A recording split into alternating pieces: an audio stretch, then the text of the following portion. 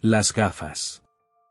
Hace muchos años, estaba de moda ridiculizar la idea del amor a primera vista, pero aquellos que piensan, no menos que aquellos que sienten profundamente, siempre han defendido su existencia. Los descubrimientos modernos, de hecho, en lo que podría denominarse magnetismo ético o magnetoestética, hacen probable que los afectos humanos más naturales, por consiguiente, más verdaderos e intensos, sean aquellos que surgen en el corazón como por simpatía eléctrica, en una palabra, que las cadenas psíquicas más brillantes y duraderas son las que se cierran con una mirada. La confesión que estoy a punto de hacer añadirá otra a los ya casi innumerables ejemplos de la verdad de la posición. Mi historia requiere que sea algo minucioso. Todavía soy un hombre muy joven, no he cumplido aún 22 años. Mi nombre, en la actualidad, es muy común y bastante plebeyo, Simpson. Digo, en la actualidad, porque solo desde hace poco me llaman así, ya que adopté legislativamente este apellido el año pasado para recibir una gran herencia que me dejó un pariente lejano, Adolphus Simpson, esquina. El legado estaba condicionado a que yo tomara el nombre del testador, la familia, no el nombre de pila. Mi nombre de pila es Napoleón Bonaparte, o, más propiamente, estos son mis nombres y segundo nombre. Asumí el nombre, Simpson, con cierta reticencia, ya que en mi verdadero patronímico, Froissart, sentía un orgullo muy perdonable, creyendo que podía rastrear un descendiente del autor inmortal de las crónicas. Hablando de nombres, por cierto, debo mencionar una singular coincidencia de sonido en los nombres de algunos de mis predecesores inmediatos. Mi padre era un Monsieur Froissart, de París. Su esposa, mi madre, con quien se casó a los 15 años, era una Mademoiselle Croissart, hija mayor de Croissart el banquero, cuya esposa, de nuevo, con solo 16 años cuando se casó, era la hija mayor de un tal Victor Boissart. El señor Boissart, muy singularmente, se había casado con una dama de nombre similar, una señorita Moissart. Ella también era muy joven cuando se casó, y su madre, también, la señora Moissart, solo tenía 14 años cuando fue llevada al altar. Estos matrimonios tempranos son habituales en Francia. Aquí, sin embargo, están Moissart, Boissart, Croissart y Froissart, todos en la línea directa de descendencia. Sin embargo, mi propio apellido, como digo, se convirtió en Simpson por ley de la Asamblea Legislativa, y con tanta repugnancia por mi parte que, en un momento dado, incluso dudé en aceptar el legado con la inútil y molesta condición adjunta. En cuanto a dotes personales, no soy en absoluto deficiente. Al contrario, creo que estoy bien hecho y poseo lo que 9/10 partes del mundo llamarían un rostro hermoso. Mido 1,85 m. Mi cabello es negro y rizado. Mi nariz es suficientemente buena. Mis ojos son grandes y grises, y aunque, de hecho, son débiles en un grado muy inconveniente, no se sospecharía ningún defecto en este sentido por su apariencia. Sin embargo, la debilidad en sí misma siempre me ha molestado mucho, y he recurrido a todos los remedios, salvo el uso de gafas. Al ser joven y guapo, naturalmente no me gustan y me he negado rotundamente a usarlas. No conozco nada, de hecho, que desfigure tanto el rostro de una persona joven, o que imprima a cada rasgo un aire de recato, si no es que de santurronería y de edad. Por otro lado, las gafas tienen un aire de pura vanidad y afectación. Hasta ahora me las he arreglado lo mejor que he podido sin ninguna de las dos cosas. Pero ya es demasiado hablar de estos detalles meramente personales, que, después de todo, tienen poca importancia.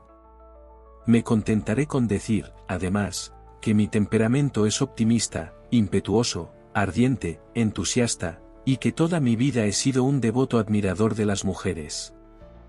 Una noche del invierno pasado entré en un palco del Teatro P, en compañía de un amigo, el señor Talbot.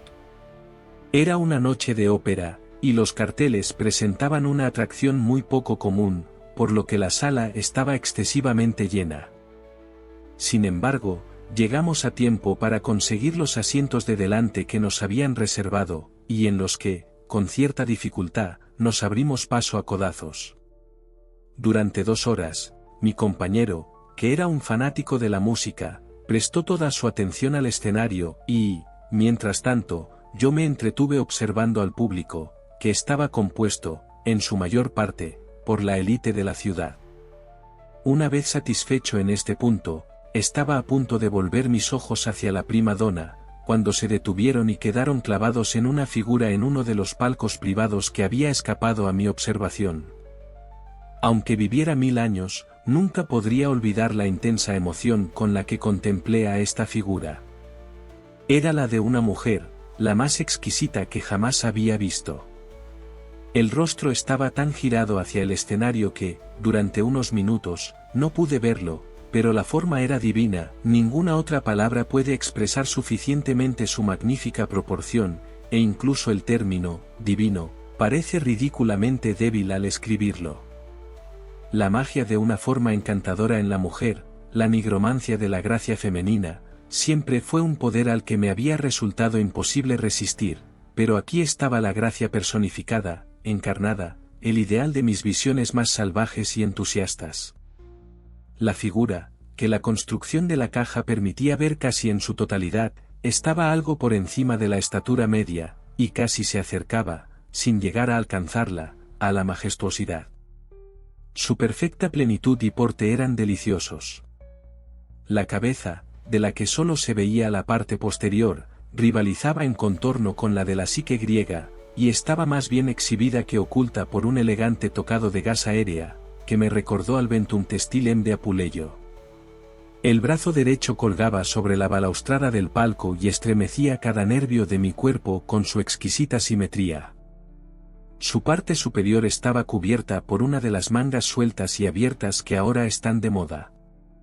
Esta se extendía un poco por debajo del codo. Debajo llevaba una manga de un material frágil, ajustada, y terminada por un puño de encaje fino, que caía con gracia sobre la parte superior de la mano, dejando al descubierto solo los delicados dedos, en uno de los cuales brillaba un anillo de diamantes, que enseguida vi que era de un valor extraordinario.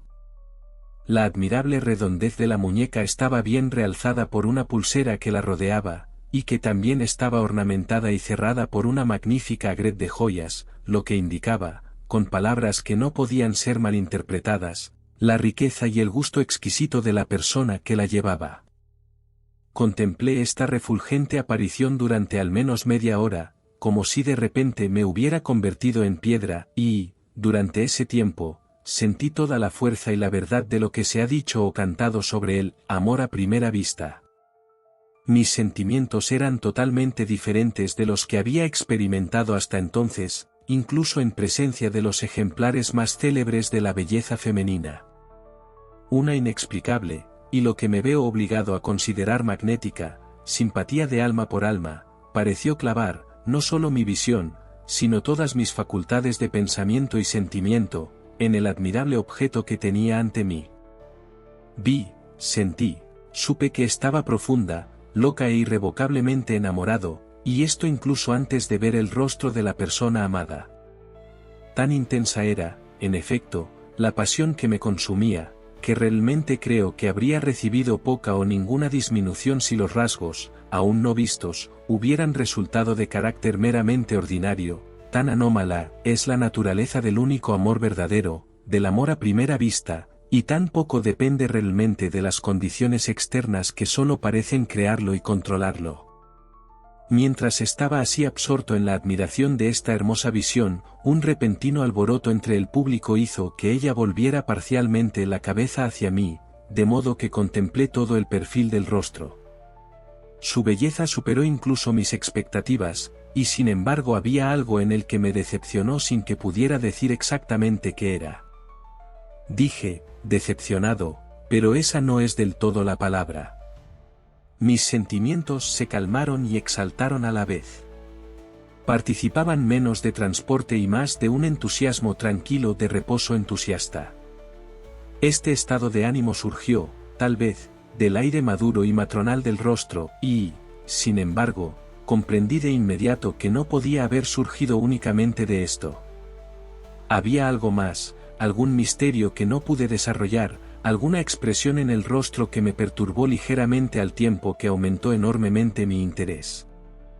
De hecho, me encontraba en ese estado de ánimo que prepara a un hombre joven y susceptible para cualquier acto de extravagancia. Si la dama hubiera estado sola, sin duda habría entrado en su palco y la habría abordado a toda costa, pero, afortunadamente, la acompañaban dos personas, un caballero y una mujer de una belleza sorprendente, al parecer unos años más joven que ella. Dediqué 1000 planes a la posibilidad de que me presentaran a la dama mayor o, al menos, de poder ver mejor su belleza. Me habría cambiado de asiento para acercarme más a ella, pero el teatro estaba abarrotado y eso lo hacía imposible, y los severos decretos de la moda habían prohibido imperativamente el uso de los gemelos en un caso como este, incluso si hubiera tenido la suerte de llevar uno conmigo, pero no lo tenía, y estaba desesperado. Por fin se me ocurrió pedirle a mi compañero. Talbot, dije, tú tienes unos prismáticos. Déjame cogerlos. ¿Prismáticos? No.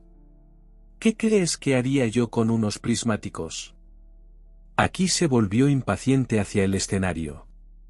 Pero, Talbot, continué, tirándole del hombro, escúchame, ¿quieres? ¿Ves el palco del escenario? Ahí. No, el siguiente. ¿Has visto alguna vez una mujer tan hermosa? Es muy hermosa, sin duda, dijo. Me pregunto quién puede ser. Por todos los ángeles, ¿no sabes quién es? No conocerla es desconocerte a ti mismo. Es la célebre Madame Lalande, la belleza del día por excelencia y la comidilla de toda la ciudad. También es inmensamente rica, viuda y un gran partido, acaba de llegar de París. ¿La conoces? Sí, tengo el honor. ¿Me la presentarás? Por supuesto, con el mayor placer. ¿Cuándo será? Mañana a la 1 iré a visitarte a casa de B. Muy bien, y ahora cállate, si puedes. En este último aspecto me vi obligado a seguir el consejo de Talbot, ya que se mantuvo obstinadamente sordo a cualquier otra pregunta o sugerencia, y se ocupó exclusivamente durante el resto de la velada de lo que estaba sucediendo en el escenario. Mientras tanto, mantuve los ojos clavados en Madame Lalande y, al final, tuve la suerte de obtener una vista frontal completa de su rostro. Era exquisitamente hermoso, por supuesto, mi corazón me lo había dicho antes, incluso si Talbot no me había satisfecho plenamente en ese punto, pero aún así algo ininteligible me perturbaba. Finalmente llegué a la conclusión de que mis sentidos estaban impresionados por un cierto aire de gravedad, tristeza o, más apropiadamente, de cansancio, que restaba algo de la juventud y frescura del rostro, solo para dotarlo de una ternura y majestuosidad serafín, y así, por supuesto, a mi temperamento entusiasta y romántico, con un interés multiplicado por 10. Mientras deleitaba así mis ojos, percibí, por fin, con gran inquietud, por un sobresalto casi imperceptible por parte de la dama, que se había dado cuenta de repente de la intensidad de mi mirada. Aún así, estaba absolutamente fascinado y no pude apartarla, ni siquiera por un instante. Ella volvió a apartar la cara y volví a ver solo el contorno cincelado de la parte posterior de la cabeza. Después de unos minutos, como si la curiosidad la impulsara a ver si yo seguía mirando, volvió a girar la cara y se encontró de nuevo con mi ardiente mirada. Sus grandes ojos oscuros bajaron al instante, y un profundo rubor cubrió sus mejillas. Pero cuál fue mi asombro al percibir que no solo no volvió a apartar la cabeza por segunda vez, sino que en realidad sacó de su cinturón un par de anteojos, los levantó, se los ajustó y luego me miró a través de ellos, con atención y deliberadamente, durante varios minutos. Si un rayo me hubiera caído a los pies, no me habría quedado más atónito, solo atónito, ni ofendido ni disgustado en lo más mínimo, aunque una acción tan atrevida en cualquier otra mujer probablemente habría ofendido o disgustado. Pero todo se hizo con tanta tranquilidad, tanta indiferencia, tanto reposo, con un aire tan evidente de la más alta educación, en resumen, que no se percibía nada de descaro y mis únicos sentimientos eran de admiración y sorpresa. Observé que, al levantar el cristal por primera vez, parecía satisfecha con una inspección momentánea de mi persona y estaba retirando el instrumento, cuando, como si se hubiera arrepentido, lo volvió a tomar y continuó observándome con atención fija durante varios minutos, al menos 5 minutos, estoy seguro. Esta acción, tan extraordinaria en un teatro estadounidense, atrajo la atención general y provocó un movimiento indefinido, o murmullo, entre el público, que por un momento me llenó de confusión, pero no produjo ningún efecto visible en el rostro de Madame Lalande. Satisfecha su curiosidad, si es que la tenía, dejó caer el vaso y volvió a prestar atención al escenario en silencio, ahora su perfil estaba vuelto hacia mí, como antes. Seguí observándola sin descanso, aunque era plenamente consciente de mi grosería al hacerlo. Enseguida vi que la cabeza cambiaba lenta y ligeramente de posición, y pronto me convencí de que la dama, mientras fingía mirar el escenario, en realidad me estaba mirando atentamente a mí. No hace falta decir el efecto que esta conducta, por parte de una mujer tan fascinante, tuvo en mí excitablemente. Después de haberme escudriñado durante quizás un cuarto de hora, el hermoso objeto de mi pasión se dirigió al caballero que la acompañaba, y mientras hablaba, vi claramente, por las miradas de ambos, que la conversación tenía que ver conmigo. Al concluir, Madame Lalande volvió de nuevo hacia el escenario y, durante unos minutos, pareció absorta en la representación. Sin embargo, al cabo de un rato, me sentí presa de una agitación extrema al verla desplegar por segunda vez el catalejo que llevaba a su lado, mirarme de frente como antes y, haciendo caso omiso del renovado murmullo del público, examinarme de la cabeza a los pies con la misma milagrosa compostura que antes había deleitado y confundido tanto mi alma. Este comportamiento extraordinario, al sumirme en una perfecta fiebre de excitación, en un delirio absoluto de amor, sirvió más para envalentonarme que para desconcertarme. En la loca intensidad de mi devoción, olvidé todo menos la presencia y la majestuosa belleza de la visión que se enfrentaba a mi mirada. Aprovechando la oportunidad, cuando pensé que el público estaba completamente absorto en la ópera, alcancé por fin la mirada de Madame Lalande e, instantáneamente, hice una leve pero inequívoca reverencia. Ella se sonrojó profundamente, luego desvió la mirada, y después miró lenta y cautelosamente a su alrededor, aparentemente para ver si mi imprudente acción había sido notada, y luego se inclinó hacia el caballero que estaba sentado a su lado. Ahora sentí una ardiente sensación de lo impropio que había hecho, y no esperaba nada menos que una exposición instantánea, mientras una visión de pistolas al día siguiente flotaba rápida e incómodamente en mi cerebro. Sin embargo, me sentí muy e inmediatamente aliviado cuando vi que la dama simplemente le entregaba al caballero un programa de mano, sin hablar, pero el lector puede hacerse una ligera idea de mi asombro, de mi profundo estupor, de mi delirante desconcierto de corazón y alma, cuando, inmediatamente después, tras volver a echar una mirada furtiva a su alrededor, dejó que sus brillantes ojos se posaran plena y fijamente en los míos y luego, con una leve sonrisa que revelaba una brillante hilera de sus dientes nacarados, hizo 2 inclinaciones afirmativas distintas, puntiagudas e inequívocas con la cabeza. Es inútil, por supuesto, insistir en mi alegría, en mi transporte, en mi ilimitado éxtasis de corazón.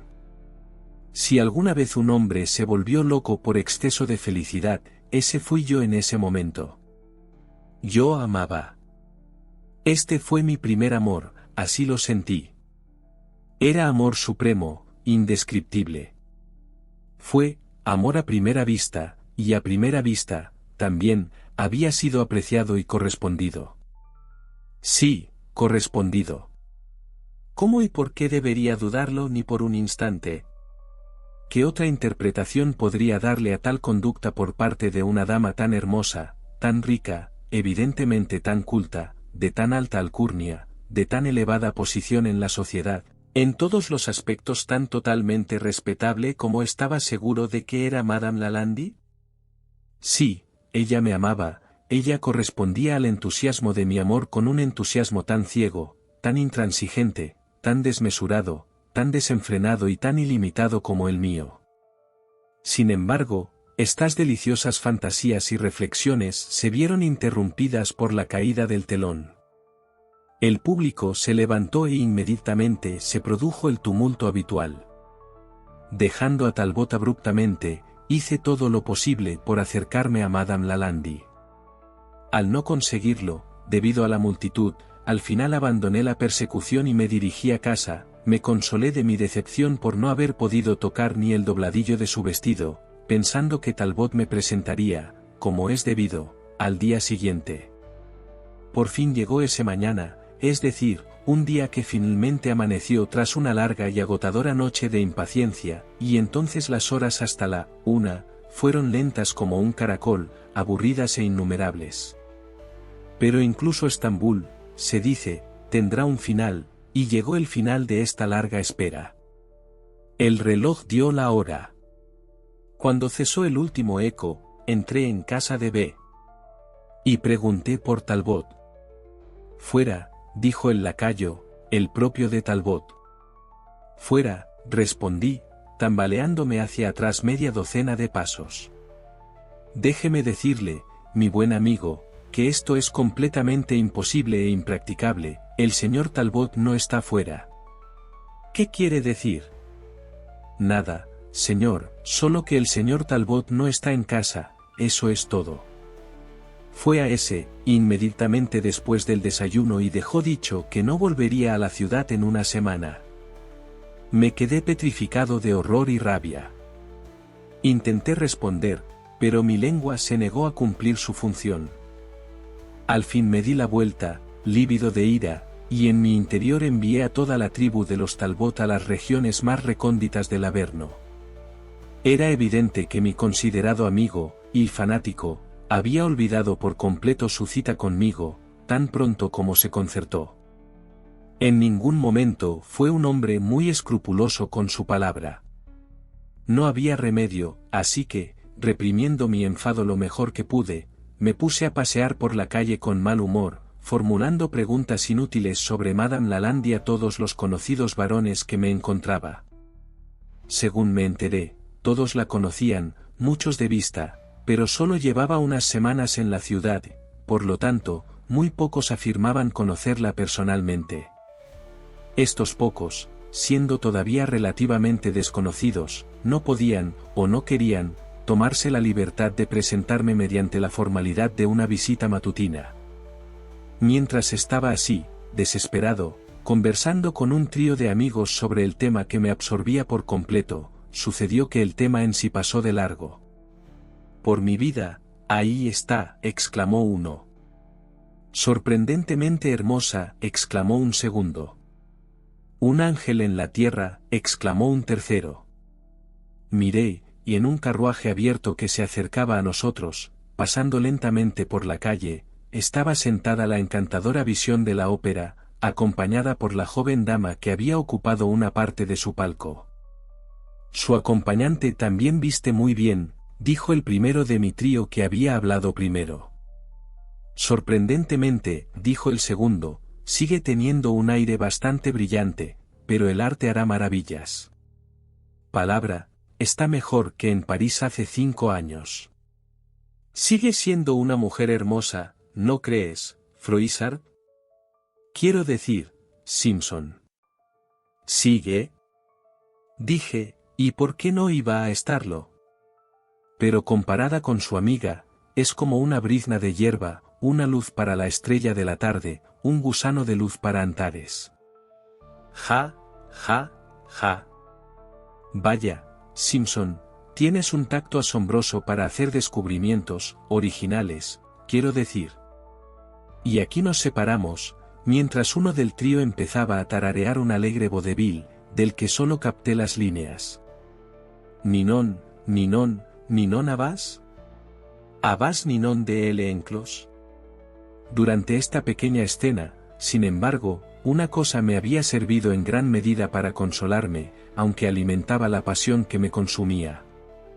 Cuando el carruaje de Madame Lalande pasó junto a nuestro grupo, observé que ella me reconoció, y más que eso, me bendijo, con la más serafín de todas las sonrisas imaginables, con una inequívoca señal de reconocimiento. En cuanto a presentarme, me vi obligado a abandonar toda esperanza de hacerlo, hasta que Talbot considerara oportuno regresar del campo. Mientras tanto, frecuenté con perseverancia todos los lugares de diversión pública de renombre, por fin, en el teatro, donde la vi por primera vez, tuve la dicha suprema de encontrarme con ella e intercambiar miradas con ella una vez más. Sin embargo, esto no ocurrió hasta pasadas 15 días. Todos los días, mientras tanto, había preguntado por Talbot en su hotel, y todos los días me había sentido presa de un ataque de ira por el sempiterno, todavía no ha llegado a casa, de su lacayo. Por lo tanto, la noche en cuestión, estaba en un estado poco menos que de locura. Me habían dicho que la señora Lalande era parisina, que había llegado recientemente de París, ¿no podría regresar de repente? ¿Regresar antes de que Talbot volviera? ¿Y no podría perderse para mí para siempre? La idea era demasiado terrible de soportar. Dado que mi felicidad futura estaba en juego, decidí actuar con decisión varonil. En una palabra, al terminar la obra, seguí a la dama hasta su residencia, anoté la dirección y a la mañana siguiente le envié una carta completa y elaborada, en la que derramé todo mi corazón. Hablé con audacia, con libertad, en una palabra, hablé con pasión. No oculté nada, ni siquiera mi debilidad. Hice alusión a las circunstancias románticas de nuestro primer encuentro, incluso a las miradas que se cruzaron entre nosotros. Llegué a decir que me sentía seguro de su amor, al mismo tiempo que ofrecía esta seguridad, y mi propia intensidad de devoción, como dos excusas para mi conducta, de otro modo imperdonable. Como tercera razón, hablé de mi temor de que ella pudiera abandonar la ciudad antes de que yo tuviera la oportunidad de una presentación formal. Concluí la epístola más entusiastamente delirante jamás escrita, con una franca declaración de mis circunstancias mundanas, de mi riqueza, y con una oferta de mi corazón y de mi mano. Esperé la respuesta con una agonía de expectación. Después de lo que pareció un siglo, llegó. Sí, llegó. Por muy romántico que parezca todo esto, realmente recibí una carta de Madame Lalande, la hermosa, la rica, la idolatrada Madame Lalande. Sus ojos, sus magníficos ojos, no habían desmentido su noble corazón. Como una verdadera francesa, había obedecido a los francos dictados de su razón, a los generosos impulsos de su naturaleza, despreciando las mojigaterías convencionales del mundo. No había desdeñado mis propuestas. No se había refugiado en el silencio. No me había devuelto la carta sin abrir. Incluso me había enviado, en respuesta, una escrita por sus exquisitos dedos. Decía así: Monsieur Simpson me perdonará por no haber compuesto tan bien como podría una parte de su país. Solo he llegado hace poco y aún no he tenido la oportunidad de estudiarlo. Bildis apologie for de maniere, y Vilnau seidat, hélas, Monsieur Simpson aveges bat de to otru. Ni disei de mor? Hélas, am I not ready speak de to homo se? Eugenie Lalande. Besé 1.000.000 de veces esta nota de espíritu noble, y sin duda, por su causa, cometí otras 1000 extravagancias que ahora se me han escapado de la memoria. Aun así, Talbot no regresó. ¡Ay! Si hubiera podido formarse la más vaga idea del sufrimiento que su ausencia había causado a su amigo, ¿no habría acudido inmediatamente en mi ayuda a su naturaleza compasiva? Sin embargo, no vino. Le escribí. Él respondió. Estaba retenido por asuntos urgentes, pero volvería en breve.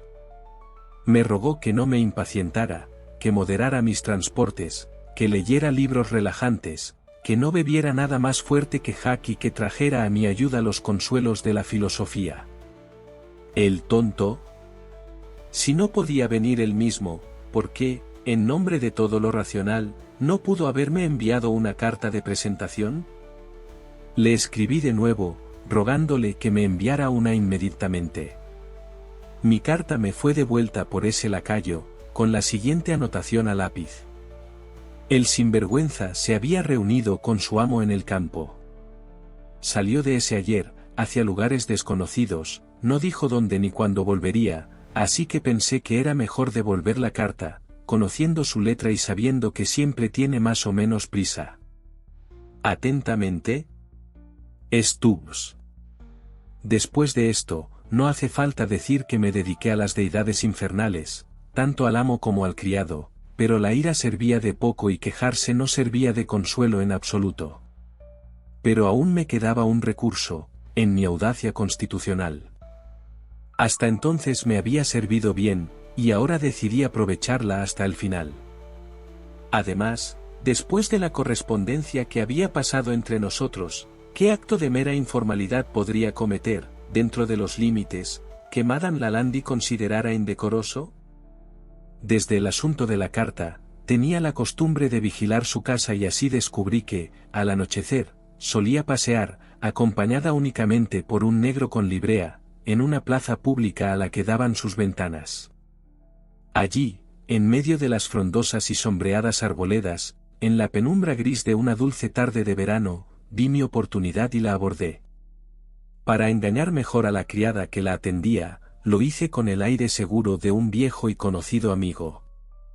Con una presencia de ánimo verdaderamente parisina, ella captó la indirecta de inmediato, para saludarme, me tendió su mano, pequeña y hechicera. El ayuda de cámara se quedó atrás y, ahora, con los corazones desbordantes, hablamos largo y tendido de nuestro amor sin reservas. Como Madame Lalande hablaba inglés con menos fluidez de la que lo escribía, nuestra conversación fue necesariamente en francés.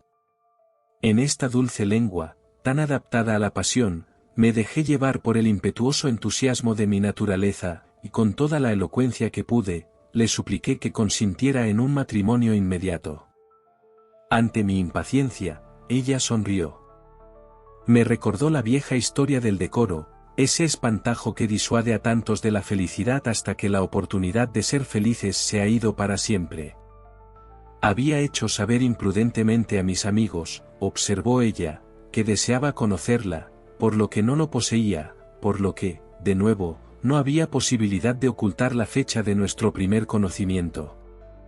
Y luego hizo alusión, ruborizándose, a la extrema reciente de esta fecha.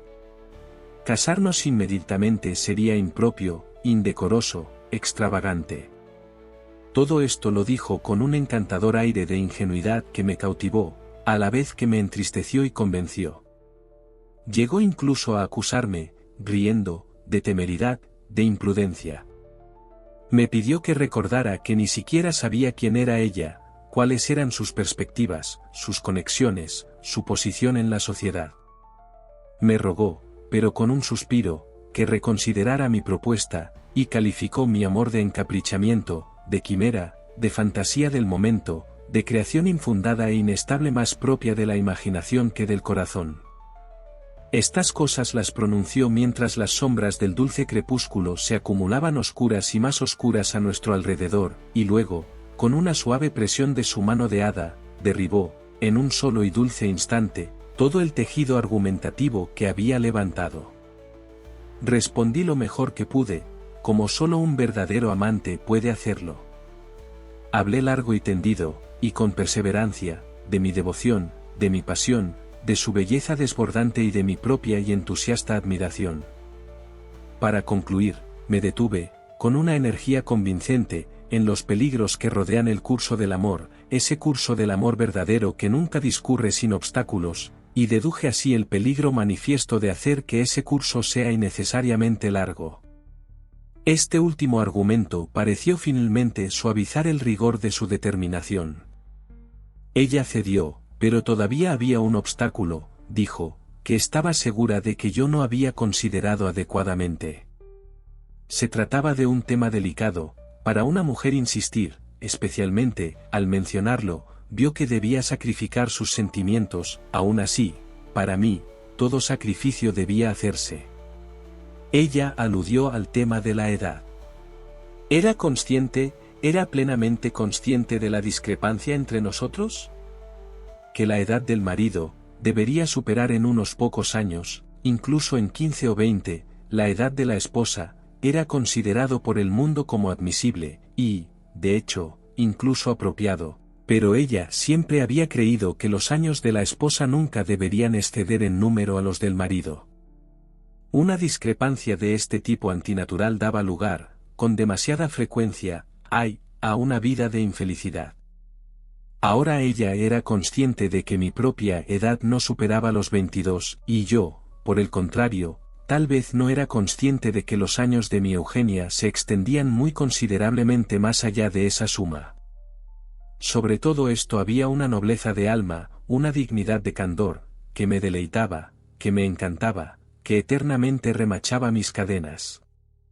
Apenas podía contener el excesivo transporte que me poseía.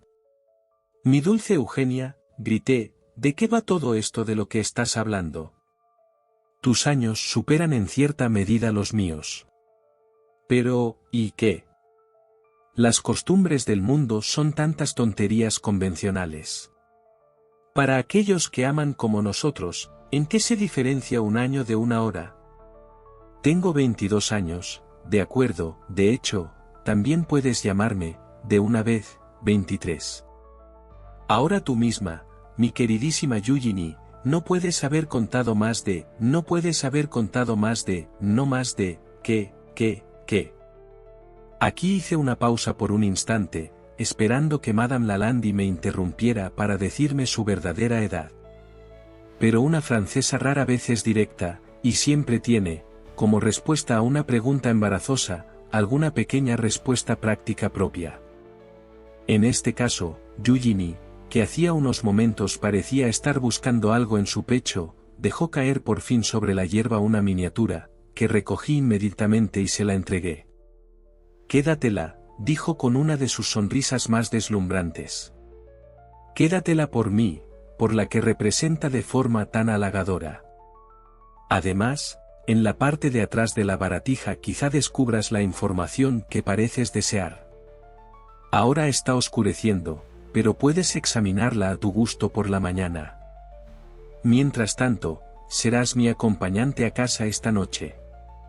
Mis amigos están a punto de celebrar una pequeña velada musical. Puedo prometerle, también, que habrá buenos cantantes.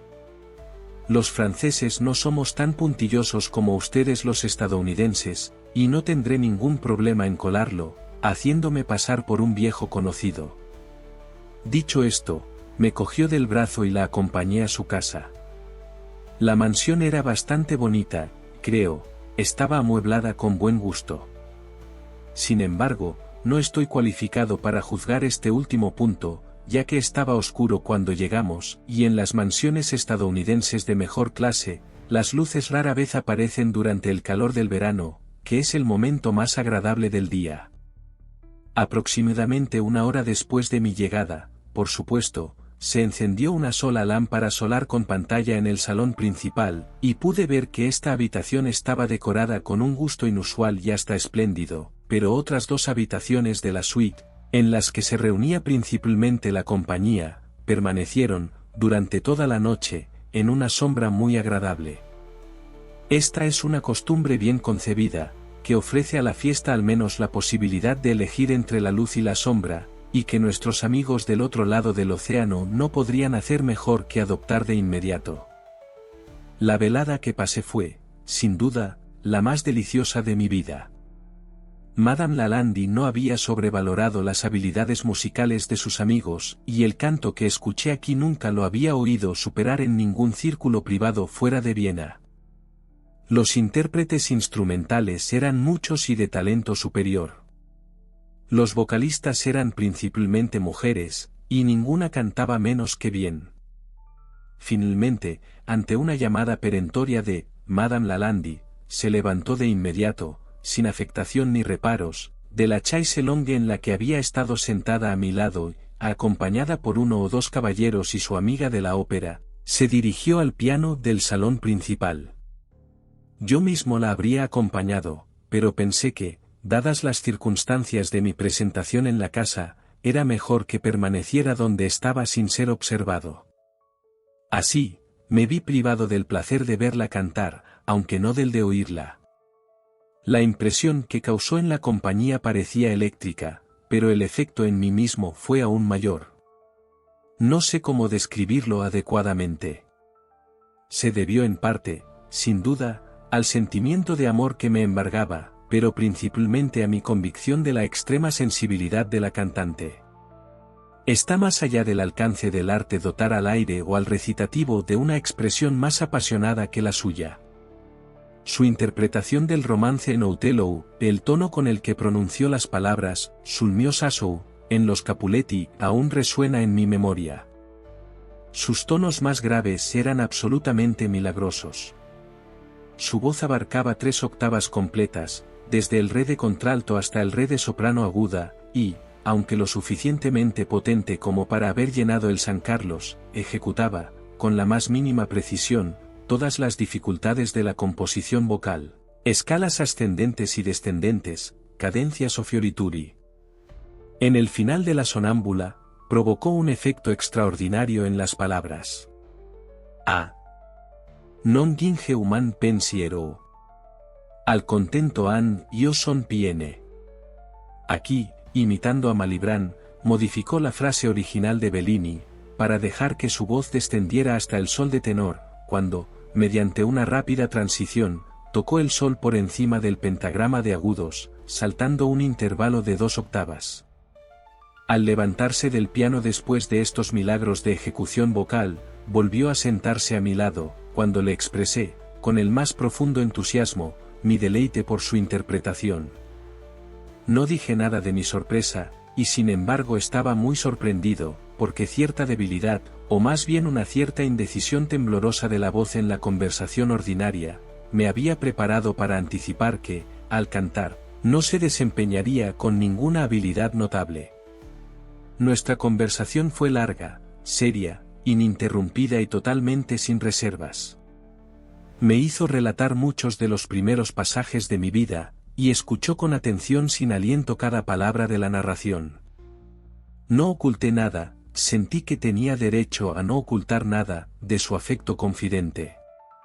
Alentado por su franqueza sobre el delicado tema de su edad, entré, con perfecta sinceridad, no solo en un detalle de mis muchos vicios menores, sino que hice una confesión completa de esas debilidades morales e incluso de esas físicas, cuya revelación, al exigir un grado de valentía mucho más alto, es una prueba mucho más segura de amor. Mencioné mis indiscreciones en la universidad, mis extravagancias, mis juergas, mis deudas, mis coqueteos.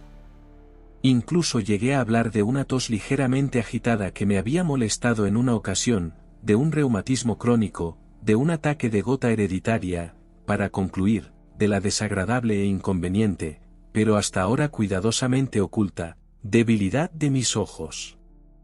En cuanto a este último punto, dijo Madame Lalande riendo, sin duda ha sido imprudente venir a confesarse, porque, sin la confesión, doy por sentado que nadie le habría acusado del crimen.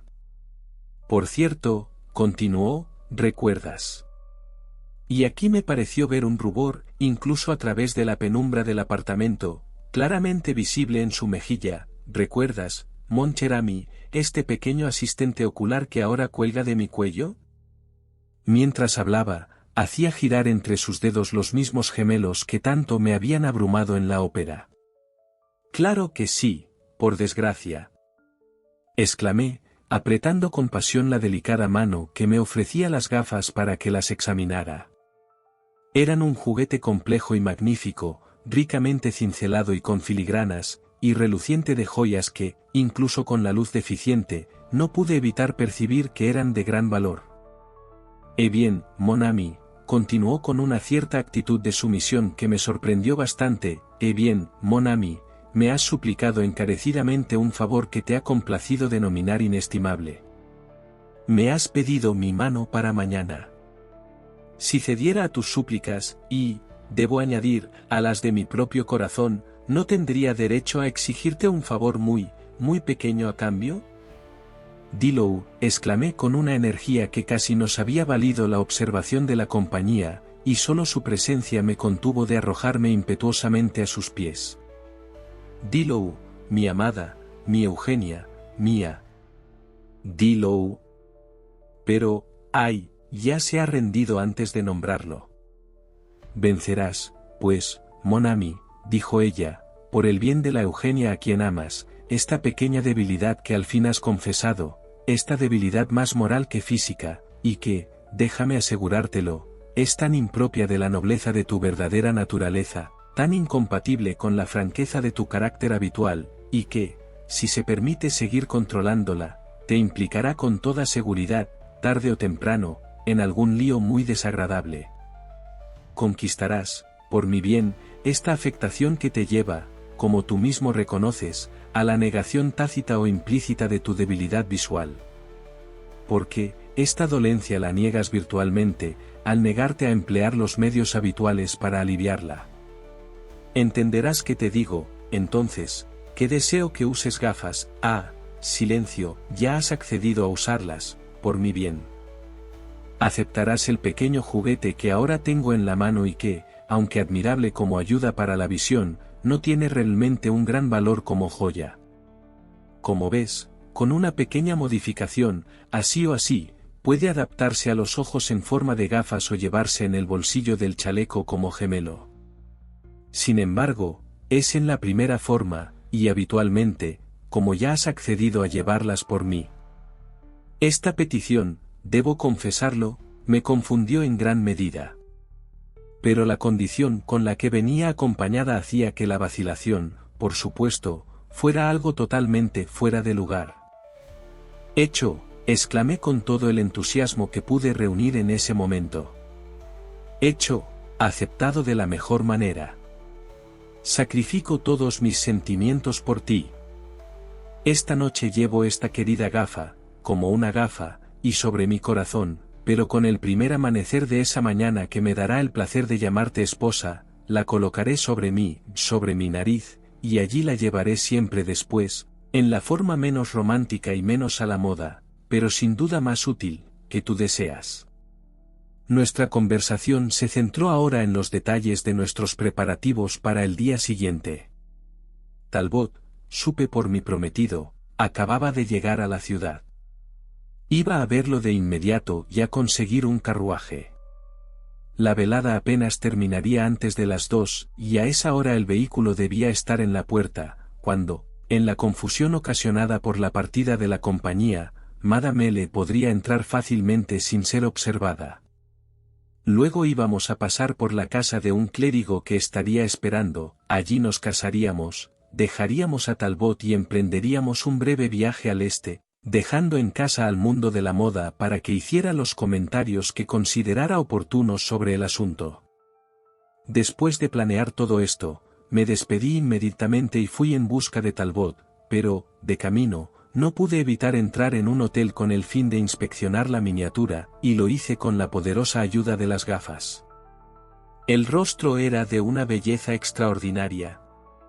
Esos grandes ojos luminosos, esa orgullosa nariz griega, esos exuberantes rizos oscuros. Me dije exultante, esta es, sin duda, la viva imagen de mi amada. Giré el reverso y descubrí las palabras, Eugenie Lalandi, 27 años y 7 meses. Encontré a Talbot en casa y procedí de inmediato a comunicarle mi buena fortuna. Profesó un asombro excesivo, por supuesto, pero me felicitó muy cordialmente y me ofreció toda la ayuda que estuviera en su poder. En una palabra, llevamos a cabo nuestro acuerdo al pie de la letra y, a las 2 de la mañana, apenas 10 minutos después de la ceremonia, me encontré en un carruaje cerrado con Madame Lalandi, con la señora Simpson, debería decir, y conduciendo a gran velocidad fuera de la ciudad, en dirección noreste por el norte, medio norte. Talbot había decidido que, como íbamos a estar despiertos toda la noche, hiciéramos nuestra primera parada en C, un pueblo a unas 20 millas de la ciudad, y allí tomáramos un desayuno temprano y descansáramos un poco antes de continuar nuestra ruta. A las 4 en punto, por lo tanto, el carruaje se detuvo en la puerta de la posada principal. Saqué a mi adorada esposa y pedí el desayuno inmediatamente. Mientras tanto, nos llevaron a un pequeño salón y nos sentamos. Ya era casi de día, si no lo era del todo, y, mientras contemplaba extasiado al ángel que tenía a mi lado, se me ocurrió de repente la extraña idea de que aquel era realmente el primer momento, desde que conocía la célebre belleza de Madame Lalande, en el que había disfrutado de una inspección cercana de esa belleza a la luz del día. Y ahora, mon ami, dijo ella, tomándome la mano e interrumpiendo así esta serie de reflexiones, y ahora, mon cher ami, ya que somos indisolublemente uno, ya que he cedido a tus apasionadas súplicas y he cumplido mi parte del acuerdo, supongo que no has olvidado que tú también tienes que concederme un pequeño favor, una pequeña promesa que tienes intención de cumplir. Ah. Déjame ver. Déjame recordar. Sí, recuerdo perfectamente las palabras exactas de la querida promesa que le hiciste a Eugenie anoche. Escucha. Dijiste así, está hecho. Está muy alegremente acordado. Sacrifico todos mis sentimientos por ti. Esta noche llevo esta querida lupa como una lupa, y sobre mi corazón, pero con el primer amanecer de esa mañana que me da el privilegio de llamarte esposa, la colocaré sobre mi nariz, y allí la llevaré siempre después, en la forma menos romántica y menos elegante, pero sin duda más útil, que tú deseas. Estas fueron las palabras exactas, mi amado esposo, ¿no es así? Lo eran, dije, tienes una memoria excelente y, sin duda, mi hermosa Eugenie, no hay disposición por mi parte a eludir el cumplimiento de la trivial promesa que implican. Míralas.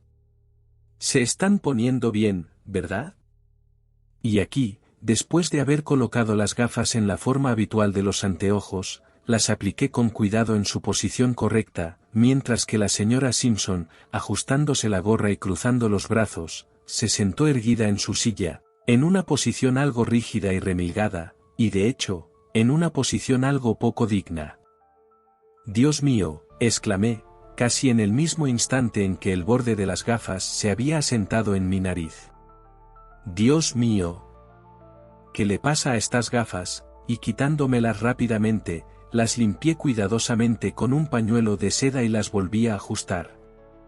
Pero sí, en el primer caso, había ocurrido algo que me sorprendió, en el segundo, esta sorpresa se convirtió en asombro, y este asombro fue profundo, fue extremo, de hecho, puedo decir que fue horrible.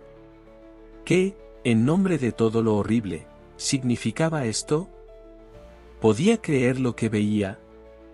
¿Podía? Esa era la pregunta. ¿Era eso colorete? ¿Y eran esas arrugas, en el rostro de Eugenie Lalande? Y, oh, Júpiter, ¿y todos y cada uno de los dioses y diosas, grandes y pequeños? ¿Qué había sido de sus dientes?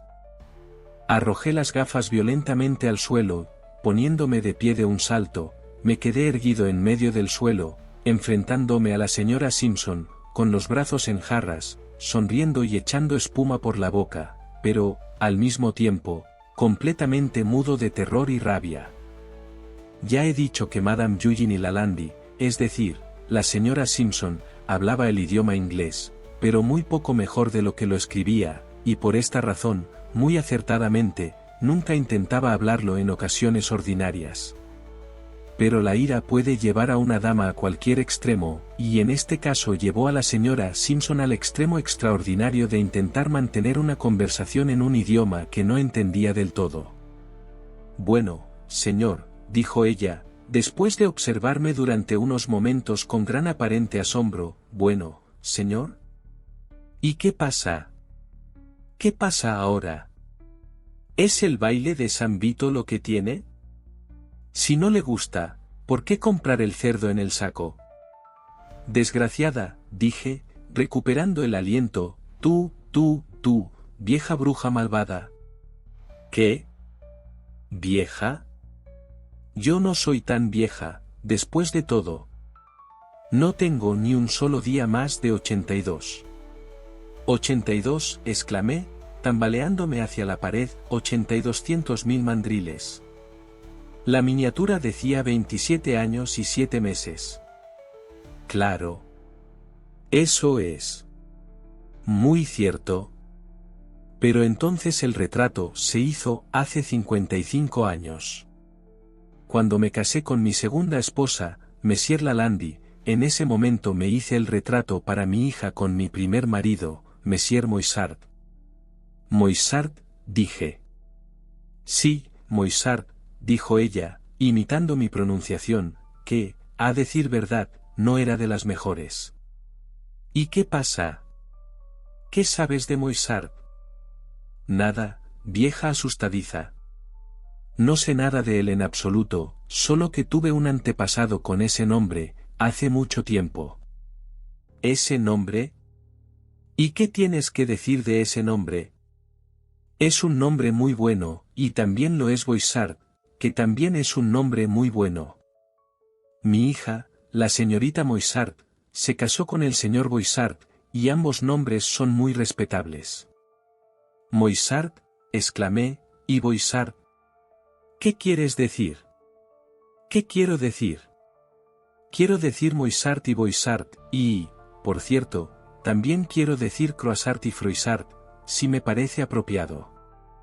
La hija de mi hija, la señorita Boissart, se casó con el señor Croissart, y luego, la nieta de mi hija, la señorita Croissart, se casó con el señor Froissart, y supongo que dirá que no es un apellido muy respetable. Froissart, dije, empezando a desmayarme, ¿por qué? Seguro que no dices Moissart, y Boissart, y Croissart, y Froissart.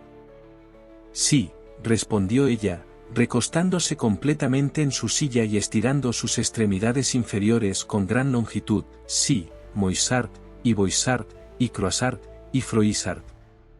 Pero el señor Froissart era un gran tonto, un gran idiota como usted, porque dejó la bella Francia para venir a esta estúpida América, y cuando llegó aquí se fue y tuvo un hijo muy estúpido, eso he oído, aunque todavía no he tenido el placer de conocerlo, ni yo ni mi compañera, la señora Stéphanie Lalande.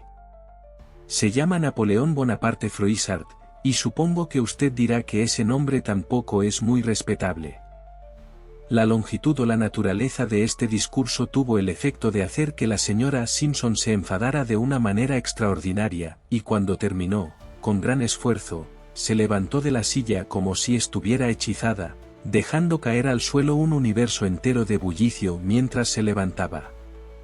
Una vez de pie, rechinó los dientes, agitó los brazos, se arremangó, me sacudió el puño en la cara y concluyó la actuación arrancándose la gorra de la cabeza, y con ella una inmensa peluca de los más valiosos y hermosos cabellos negros, que arrojó al suelo con un grito, y allí pisoteó y bailó un fandango sobre ella, en un absoluto éxtasis y agonía de rabia. Mientras tanto, me dejé caer horrorizado en la silla que ella había dejado vacía. Moissart y Boissart, repetí pensativo, mientras ella cortaba una de sus alas de paloma, y Croissart y Froissart, mientras completaba otra. Moissart y Boissart y Croissart y Napoleón Bonaparte Froissart.